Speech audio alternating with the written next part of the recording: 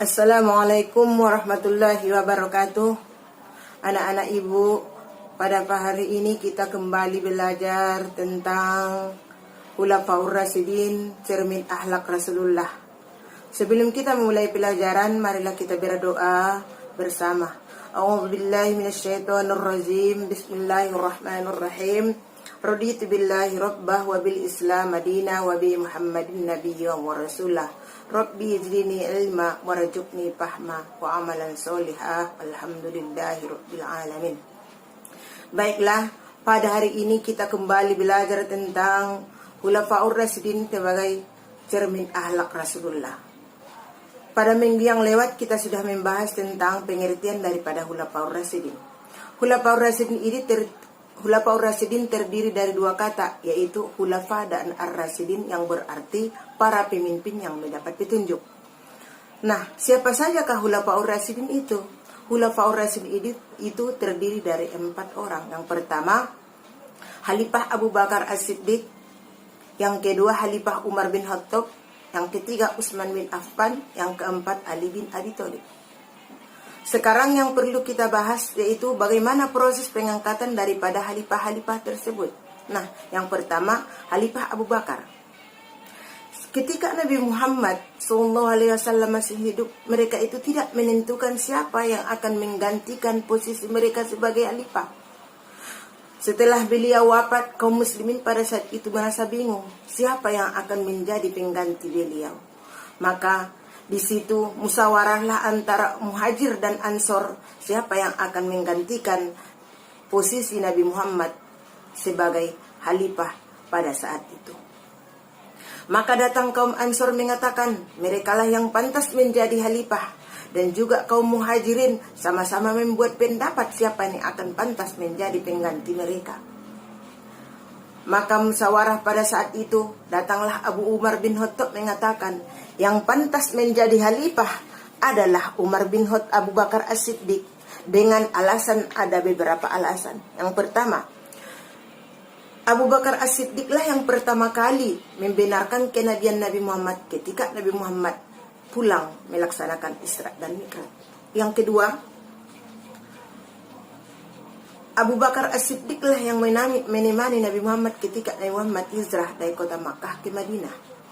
Yang ketiga, ketika Nabi Muhammad sedang sakit, yang mereka suruh untuk menggantikan posisinya sebagai imam adalah Abu Bakar As-Siddiq. Nah, dari 3 pendapat tersebut, maka datanglah kaum Muhajirin yang mengatakan yang pantas menjadi khalifah adalah Khalifah Abu Bakar As-Siddiq. Maka pada saat itu dibaiat oleh Abu Umar bin Khattab, yang menjadi khalifah adalah Abu Bakar As-Siddiq. Maka Abu Bakar As-Siddiq itu memimpin selama 2 tahun.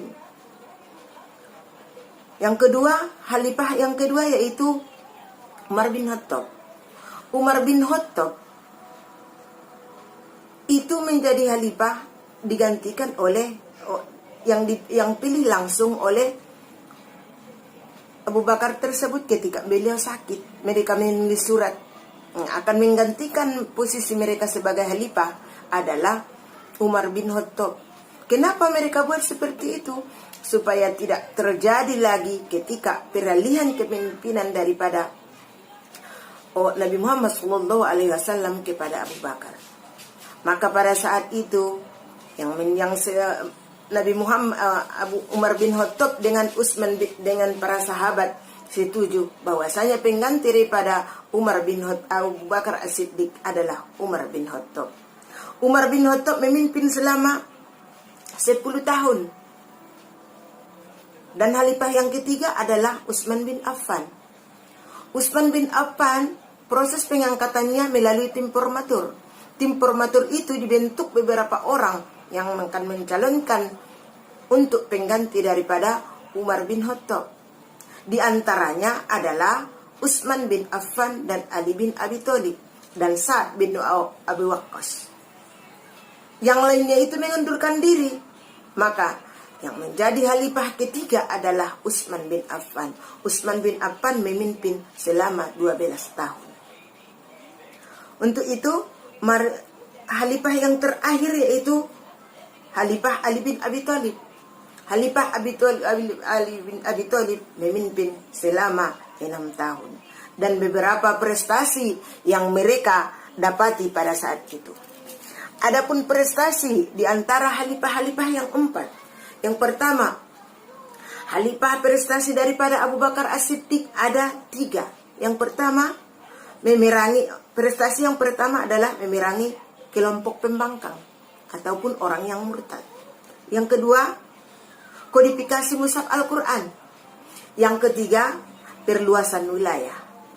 Prestasi Khalifah Umar bin Khattab yang pertama, perluasan daerah Islam ataupun perluasan wilayah Islam. Yang kedua, mengatur administrasi negara. Yang ketiga adalah penetapan kalender Hijriah.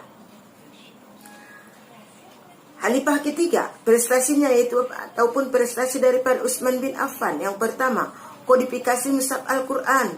Yang kedua, renovasi Masjid Nabawi. Yang ketiga, pembentukan angkatan laut. Dan yang terakhir adalah perluasan wilayah. Khalifah yang terakhir yaitu Ali bin Abi Thalib. Prestasi mereka ada beberapa poin. Yang pertama, mengganti para pejabat yang kurang cakap ataupun mengganti para pejabat yang korup, yang suka menghabiskan uang negara. Yang kedua, membenahi keuangan negara ataupun baitul mal. Yang ketiga adalah memajukan bidang ilmu bahasa dan sastra. Sedangkan yang terakhir, bidang pembangunan. Nah, untuk dari beberapa materi yang telah Ibu sampaikan, mungkin pertemuan kali ini hanya sampai di sini. Bagi anak-anak Ibu semua, mudah-mudahan bermanfaat dan bisa kita untuk mengetahui beberapa kemajuan yang telah dicapai oleh Khulafaur Rasyidin tersebut. Mungkin untuk pertemuan kali ini hanya sampai di sini.